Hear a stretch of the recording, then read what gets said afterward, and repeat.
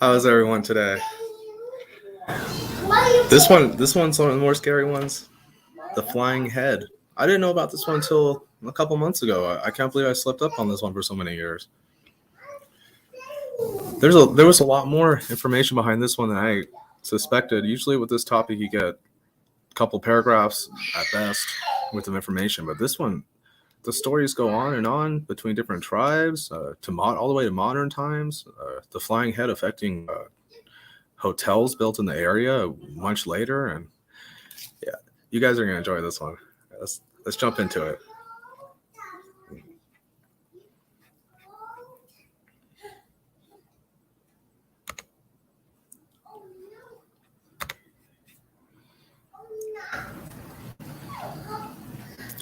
There it is, guys. The flying head.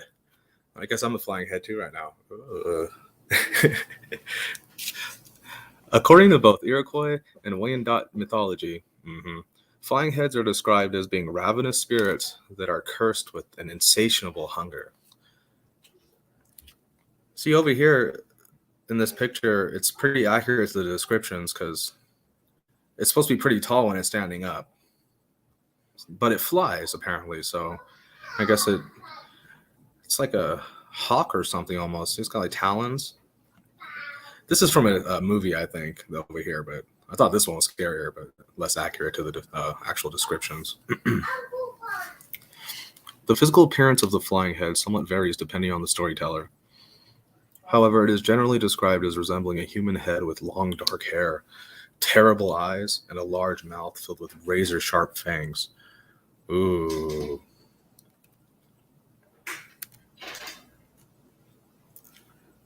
One version of the story says that there was once a very severe winter that killed off plants and drove the moose and deer to other areas.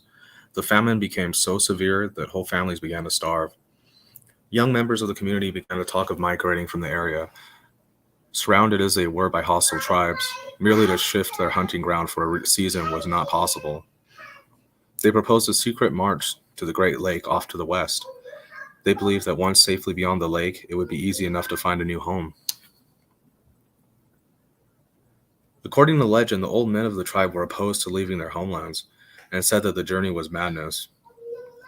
They said, too, that the famine was a scourge which the Master of Life inflicted upon his people for their crimes. I don't know what crimes those would have been. If anybody knows what that's talking about, let me know in the comments. That if the punishment were endured, it would pass. If ran from, the results would follow them forever. And it does sound very curse-like, doesn't it? The legend also states that the old men would rather die that moment than leave their land forever, poor choice of words, to live with plenty upon strange lands. The legend goes on to say that the young men were enraged and promptly killed the old men. Ooh. What's that called? Matricide? Patricide? Something? I don't know. Check out this thing, guys. Come on, give me a break. Someone needs to make a movie about these things. This is hella scary. It Follows. Give me a break, dude. This is scary as hell. After killing the elders, the question of the disposal of their remains was a problem. According to the legend, they wished in some way to sanctify the deed by offering up the bodies to the Master of Life. Yeah, offer your murder of your elders to the Master of Life. I wonder how that's going to go, idiots.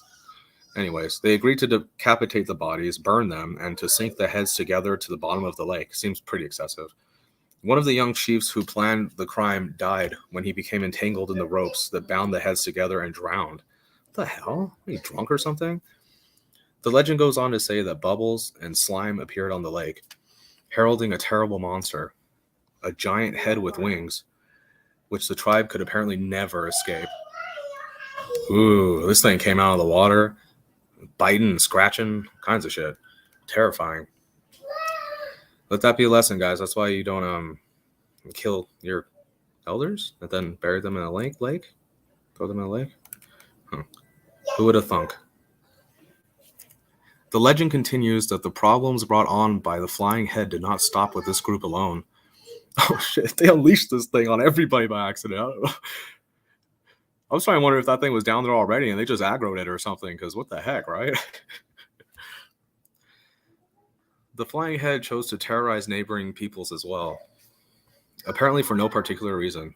Oh, so it's just on a rampage, see? Many of the Iroquois were supposedly troubled by the flying head, which, when it rested upon the ground, was taller than a man. See, it's accurate to the picture I showed you earlier. This supposed monster was coated in thick black hair. It had wings like a bat and talons. Wings like a bat, okay. So it's taller than a man, has wings like a bat and talons. This thing sounds demonic. Did they just send a demon on their ass? One evening, after they had been plagued a long time with fearful visitations, the flying head came to the door of a lodge occupied by a single female. She was sitting before the fire roasting acorns, which, as they became cooked, she took from the fire and ate.